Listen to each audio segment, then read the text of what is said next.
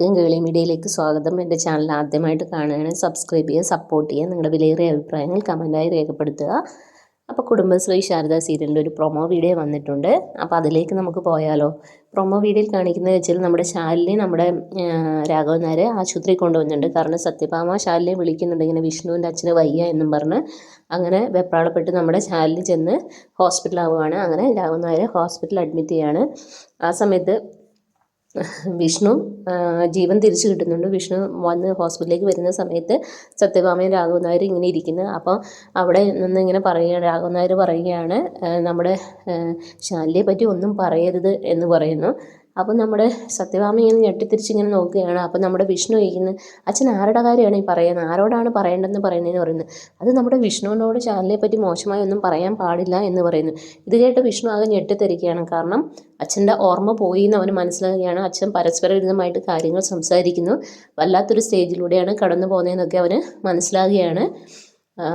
സത്യഭാമയ്ക്ക് അത് താങ്ങാൻ പറ്റുന്നതിൽ അപ്പുറമാവുകയാണ്. ഇനി എന്ത് ചെയ്യണമെന്നറിയാതെ പകച്ചു നിൽക്കുകയാണ് അവരെല്ലാവരും. അതിനും നെക്സ്റ്റ് പിന്നെ കാണിക്കുന്നത് നമ്മുടെ ശ്യാമ നമ്മളെ സ്വപ്നം കണ്ട് പേടിച്ചിതാവുകയാണല്ലോ. അങ്ങനെ രാവിലെ തന്നെ ശ്യാമ നമ്മുടെ അവരുടെ ലേലം വിളിച്ച് രോഗത്തിന് കിട്ടിയ വീട്ടിലേക്ക് ചെല്ലുകയാണ്.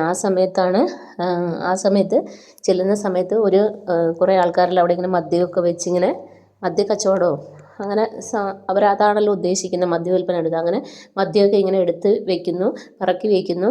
ഒരു പുതിയ ബിസിനസ്സിൻ്റെ ഭാഗമായിട്ട് ചെയ്യാൻ പോകുന്ന കാര്യങ്ങളാണ്. അപ്പോൾ ശ്യാമ ഇതൊക്കെ കാണുകയാണ്. അപ്പോൾ രോഹിത് ശ്യാമയെ കാണുന്നു. അപ്പം രോഹിത്തിന് മനസ്സിലാവുന്ന ശ്യാമ ഒറ്റയ്ക്കാണ് വന്നിരുന്നത്. അപ്പോൾ പറയുന്നു, നീ എന്തിനാണ് ഒറ്റയ്ക്ക് വന്നത്, ഞാൻ നിന്നോട് അങ്ങനെയല്ലല്ലോ പറഞ്ഞത്, നീ പപ്പിമോളെയും കൂട്ടിയിട്ട് വരണം എന്ന് പറയും. അപ്പം ശ്യാമ രോഹിത്തെ എന്നൊക്കെ പറയുന്നു. പക്ഷെ അവൻ പറയുന്നു, ഇല്ല, നീ പപ്പിമോളെയും കൂട്ടി വന്നാൽ മാത്രമേ നിനക്ക് എൻ്റെ കൂടെ താമസിക്കാൻ കഴിയുകയുള്ളെന്ന് അറിയിക്കുകയാണ്. അപ്പോൾ അങ്ങനെ നിൽക്കുന്ന സീനുണ്ട്. പിന്നീട് നെക്സ്റ്റ് സീൻ എന്ന് പറയുന്നത് നമ്മുടെ വിഷ്ണു വീട്ടിലേക്ക് ചെല്ലുന്ന സമയത്ത് നമ്മൾ നൂറ് പറയുന്നുണ്ട്, അച്ഛന് ഇങ്ങനെ അസുഖം വന്നത് വെറുതെ അല്ല, അച്ഛന് ടെൻഷനായിട്ടൊന്നും അല്ല, ഇങ്ങനെ ചന്ദ്രബോസ് വന്നെന്നും അടിയുണ്ടാക്കിയെന്നും തള്ളി താഴെയിട്ടെന്നും കഴുത്തിന് കുത്തിപ്പിടിച്ച് അങ്ങനെ എല്ലാ കാര്യങ്ങളും നമ്മുടെ വിഷ്ണുവിൻ്റെ അടുത്ത് പറഞ്ഞു കൊടുക്കുക. ഇത് കേട്ട വിഷ്ണുവിന് പിന്നെ വെറുതെ ഇരിക്കുമോ. വിഷ്ണു ഉടനെ തന്നെ ഉപേന്ദ്രനെ കാണാനായിട്ട് പുറപ്പെടുകയാണ്.